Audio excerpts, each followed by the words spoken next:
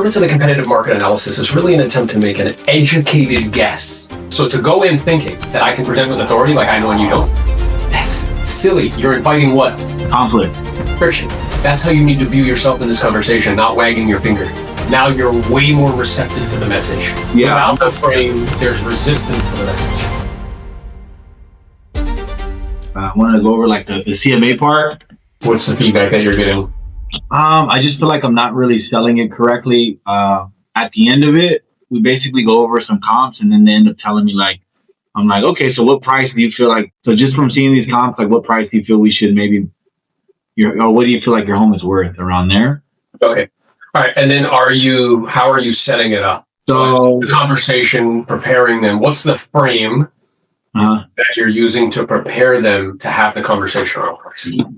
So I usually go I prepare what we call a comparative market analysis. The purpose of this analysis is really like an agent's attempt to get like a value for your property, and it's comprised of two parts. The first part is our competition, and these are homes that are currently on the market that either haven't sold. The second part, we have homes that have actually sold and closed escrow, and these are the actual comps. This is the reality.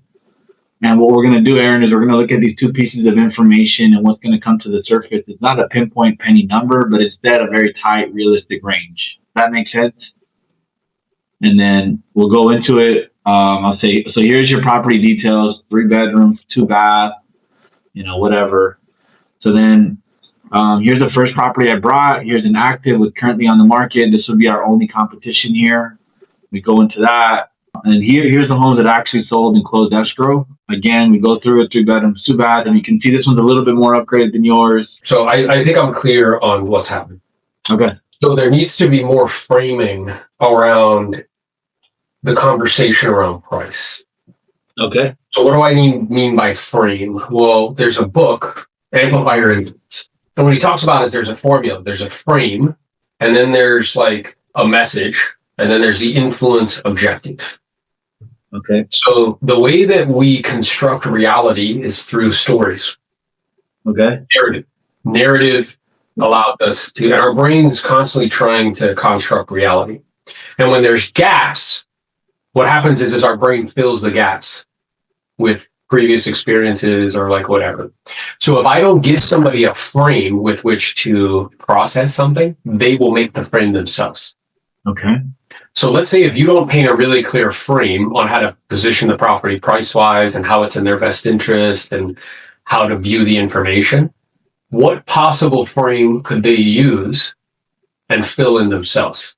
What would you fill in if you had a salesperson who was there and is going to ask you for like $25,000, $30,000, right? Having this conversation around price, and they don't set the frame as to why this is important and how it would help them and how it would serve them and all that whole thing. What frame would you fill in? My own frame, what I want for the price, the property. Yeah. And the only reason they're talking to me about this and they want it to be a lower price is what? Because they wanted to sell fast and, they want to get a commission check. If you've ever seen me speak when I present, that storytelling at the beginning is doing what? Setting the frame. Setting the frame. Okay. Yeah. Yeah, that makes sense. And what I see happening, and I understand where it came from, and I understand what you're doing. I think that methodology, like the way that what you're following on how to present price, I know where it comes from. That was built for a different time. It was built for a time when consumers did not have access to information. As information becomes decentralized instead of centralized in one place, the agent, as it became decentralized and available to everybody else, does presenting with authority make sense? So what am I doing right now? I'm setting the frame for what I'm about to tell you. Because if I just told you something and I didn't tell you all of that, you would have filled it. And think about the frame, like if you notice, like, right, you see how we're in little boxes and now I'm in green because I'm speaking? That's the frame. Now I'm about to fill the frame in with the message. Okay. But without me setting the frame, you will make it up yourself. And I don't want to leave it to you. Because if I leave it to you, you'll fill it with things in your past and things like that. And usually is the frame one in which they think you have your best interest at heart, or do they think that you're selfish and have commission breath and just want to sell it real fast? All three of those. Yeah. When I'm having this conversation, again, this idea of patriarchal or like authoritatively trying to say, I know and you don't. It's not in alignment with the world that we live in now. They have information's decentralized. They are looking at their information about their home way more than you. They look at it every day. They refresh it. They know more about their property than you do. So instead of being authoritative, I should be collaborative and consultative. Let's say I'm presenting from a place of position of authority. What is my language like? Me or I? What's my tonality like? Authoritative, like very Yes. like it's more statement, What is my body language like? Maybe not relaxed. Now, let's say somebody approached you that way. What's your natural response going to be? I don't like to be approached that way. Let's imagine somebody approaches it from a place of collaboration and consultative. How is that person? What is that person's language like? They speak in like we's and us, and they ask questions. They're more of like curiosity is more of like the tone. That's right. Do they get annoyed? No, Let's say travel. Has it been decentralized? Can you look up everything yourself? you can. You can. But do people still use travel agents? Yes, I do. Why? Because we got to make sense of this information. There's too much information out there. Too much information. And talk to me about why you enjoy using, because I believe the same thing is true. Why do you enjoy using a travel agent? What does it save you? Time, What else? money, What else? Stress? stress. Yeah, it's convenient. You hire the right travel agent, there will be every place you go, there's somebody standing outside with your thing. Marquez, Right. taking it on to the next. All your train tickets are bought. All your like everything is just arranged for you. Yes, Correct. that's how you need to view yourself in this conversation, not wagging your finger. Okay. I know that they have access, just like your travel agent knows you have access to all the information. You probably gone on some sites and looked at some stuff, but it's wildly overwhelming. Plus, you have a job and you have other stuff that you're doing. Correct. So you look to them for what? Guidance. Yes. Do you look at them to tell you what to do? Hey, I think you should go to this place and you should do this and you should do that. No. What does a really good travel agent do? They make suggestions. And prior to making suggestions, what do they do? Ask questions about what. How many? A lot of questions. See? This is a rewiring of thinking when it comes to price. The purpose of the competitive market analysis is really an attempt to make an educated guess regarding value. Now, why is that language so important? What am I implying? That you really don't know the price. Oh, I'm sorry. What? You don't really know the price. And how is that any different than the way most people do it? Most people give them a price. Oh, yeah. I study homes and prices every day, so you should listen to me. Okay, so the purpose of this analysis is really an attempt to make a very educated guess with regards to value. Okay. It's implying that I don't know. This is not a pinpoint to the penny. It's not a science. Okay. Fair enough. Educated guess with regards to value is comprised of two types of research. The first type is what's active on the market and not selling. And that's actually incredibly helpful to us because your neighbors, they've done us a huge favor. Do you know what it is, Mario? No. They tested the market for us at certain prices and it's not working. That's very helpful data to you, right? We can learn from it. The second piece of information is what is actually sold and closed most recently. And the reason why that's very helpful is because it's showing us what buyers and sellers have been agreeing to for homes like yours in this geographic area or in your community. And ultimately, I don't need to tell you what something's worth is what somebody's willing to pay for it. So we're going to look at this information together as a team. And what we're going to see come to the surface is not a pinpoint to the penny in terms of price. Instead, what we're going to see is a very tight, realistic range as to what's going to be reasonable. Okay. And then from there, it'll come down to strategy. Because price is a strategy and attempt to get the most. And we'll go over the strategies that you have at your disposal because I want you to feel comfortable with the strategy we ultimately end up choosing. Does that approach make sense to you? That makes sense. Okay, so let's stop, pause. What's happening? What am I doing? What am I doing? What am I doing? Framing. Oh, You're framing the conversation. tight, realistic range as to what's going to be reasonable. And then from there, it'll come down to strategy because price is a strategy and attempt to get the most. And we'll go over the strategy that you have at your disposal because I want you to feel comfortable with the strategy that we ultimately end up choosing. And whatever you decide, I'll support you 100%. Fair enough? Fair enough. Fair enough. So does this make you clear? Yeah. So the purpose of the analysis is really an attempt to make an educated guess with regards to value, as I mentioned. I guess I'm curious. I always like to ask homeowners, are you familiar with the way buyers determine value? And then shut up. Yeah, they look at other properties. They kind of shop around, see what things are selling for. That's right. You're absolutely right. They comparison shop. They look at what's active on the market and not selling. Then they take a look at what's sold and closed most recently. And from all of that data, they make a determination where they feel comfortable making you an offer. Make sense? That makes sense. So as we review this information, it's incredibly helpful to really do our best to try to look at this through the eyes of the buyer, because I'm aware that the buyer's hat is different than the seller's hat.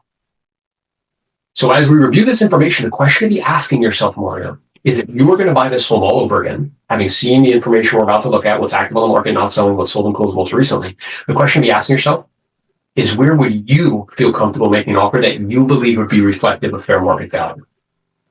Because more likely than not, buyers feel pretty similar to you. Right. That makes sense? That makes sense. So we'll review this information together as a team. We'll see that realistic range emerge. We'll discuss strategy, because again, I want you to feel comfortable with the strategy you ultimately end up choosing. And whatever you decide, I'll support you 100% in terms of where we're going to position it at. And then if it all makes sense and you feel comfortable, confident, we can take the next steps. Okay? Okay. What did I just do again? Framed. You set it up in a certain way so they know what's going to happen. And also, am I explaining to you why this is so important and why it's in your best interest? You are. It's kind of like the same conversation we had last week about like setting it up correctly so that you can have a contract being signed, but this time it's so they can pick a right price. Yeah, so they can self-discover Mm-hmm. how they need to position a property in order to accomplish their goal and objective. And then once we go over, and the way we go over the information is the same, here's one that's active, 3 bedroom, 2 bath. Yeah. So would you say that this is pretty similar to yours? Yeah. Size, square footage, pretty similar. Let's take a look, and presenting with an iPad, let's take a look at the kitchen, bathrooms. Yeah, looks like their kitchen's, a little bit modified. Yours is very nice. They just have, updated quartz and countertops and things of that nature. And appliances. And I know you know that stuff costs money.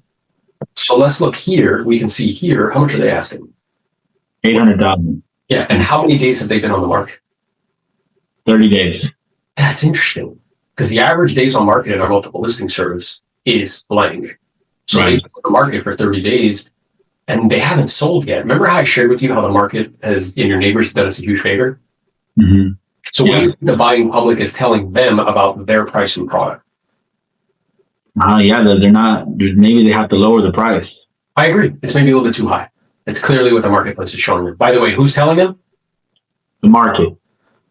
You mean not Mario with his 75 on a test and $1,000 and not a felon yet? So if you were a buyer, not a seller, because again, I'm aware that those hats are different, and you were going to buy this place all over again, having seen what's active on the market, not selling, seen what's sold and closed most recently, where do you think you would feel comfortable making an offer that you believe would be reflective of fair market value? And then shut up. They're either going to say something reasonable, unreasonable, or they're going to hem and haw. Okay. Reasonable is they'll be like somewhere around like 700. Yeah, I agree. Marketplace is showing us somewhere around there seems to be reasonable based on what buyers and sellers have agreed to. So now it comes down to strategy. And we have a couple of strategies at our disposal, and I'd like to go over them with you because, again, I want you to feel comfortable with the strategy you ultimately end up choosing. Whatever you decide, I'll support you 100%, okay? Okay. So the first strategy is we can start higher. And the logic is I can always come down. I can't go back up. And I actually say that to them. Why? Because they're thinking. And they always answer the same way you do, as though they went to school. Right. Yeah, and there's nothing wrong with the strategy. It's not bad. There are a few considerations, though. And I'd like to review them with you so you're fully equipped and you can decide, again, which one of these strategies you think would serve you based on what supported you and the time frame you'd like to make it happen in. The first issue is that this strategy usually takes longer. Right? And I know one of the things you shared with me that in terms of this move that's really important, you really need to be out to your next destination in the next 120-ish days. Now, tell me this. What would happen on the outside chance if we were still sitting here 120 days from now and you weren't moved? What would that mean for you and your family? That wouldn't be good. Yeah, definitely wouldn't be good. Okay, so that's something that we really want to avoid. Now, in order for that to actually happen, I was thinking about this on the way over. If it's really that 120 days, we have to be under contract in the next like 40 to 60 days. Because it usually takes another 40 to 60 days to close. Were you aware of that? Kind of, yeah. That's kind of what I was thinking too. But now that you tell me, So that's something to consider with this strategy, right? Because it does take longer. Right. The second issue with this strategy Mhm. is that one of the first questions that buyers ask me when they come inside of a property is how many days has this been on the market? Okay. Now, why do you think they ask me that? So they can see if they can get a deal or something. That's right. There's a perceived value that's tied to time. And as time goes by, does that perceived value stay the same or does it go down? No, it goes down. Yeah, people start taking something wrong. You see offers coming less and less, yes? Right, correct. The third thing to consider with this strategy is remember we talked about how your neighbors have done us a huge favor, Mm-hmm. which is that they tested the market at certain prices. So here's this one at 750 that's been there for 65 days and they haven't sold yet. Now that would put us in that time frame that we really don't want to be in, correct? Correct. Okay, good. So now that you're clear on that strategy and some of the kind of issues with it, Right. now we can discuss the second strategy. And the second strategy you have at your disposal is we see the marketplace is clearly showing us somewhere around that 700 number. So what we do is we position the property very close to that, if not maybe even a hair below. Okay. The logic behind that strategy, Mario, is we can force a lot of people to compete. Now, I'm curious, when people compete and something's for sale, who usually wins, the buyer or the seller? Seller. Why is that? Because they end up offering more and That's right. So not only do we get the best price, but I'm curious, if we have multiple offers on the table, do we also get the best terms? Yeah, that's true. That's true. Yeah, because we can negotiate from a position of strength, right? We can tell people, hey, we want to close here. And by the way, being that we have to really want to make sure that we're moving the next 120 days, what would happen on the outside chance if we went under contract because we only had one offer on the table and they ended up not being able to close and we had to put it back on the market and we extended past that 120-day time frame? I mean, that would not be good for you and your family, would it? No. So if you were put in a position where you could choose from multiple offers and we can choose the one that was the strongest and had the highest probability of closing, would that be in your best interest? That would.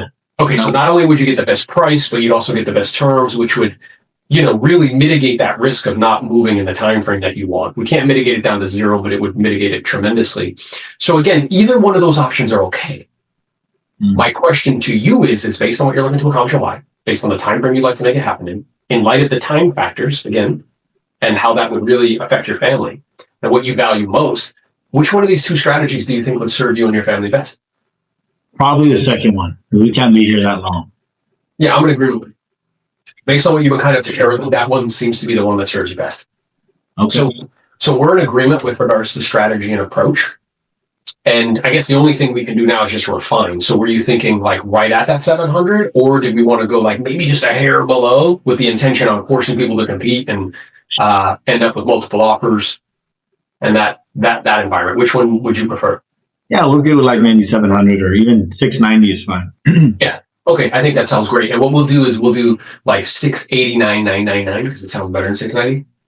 And I think I degree of probability based on what the marketplace is showing us here that we should get a lot of interest, force people to compete, get you the best price in the time frame that you want. So we're in agreement there. So do you have any other questions or concerns for me before we take care of the appropriate paperwork? No. And then, whatever. If there's okay, so what are you aware of? What are you noticing? I kind of forgot. Like I used to go over this more, but I didn't really understand it. But now what I'm seeing is that like we're really guiding them and we're showing them like we're guiding them to make a decision, to have them come to their own decision, and helping them understand that for what they're looking for, the price should be this way. And we're trying to, first we're establishing the value. And after we establish the value, then we go to the pricing and the strategy. We establish that.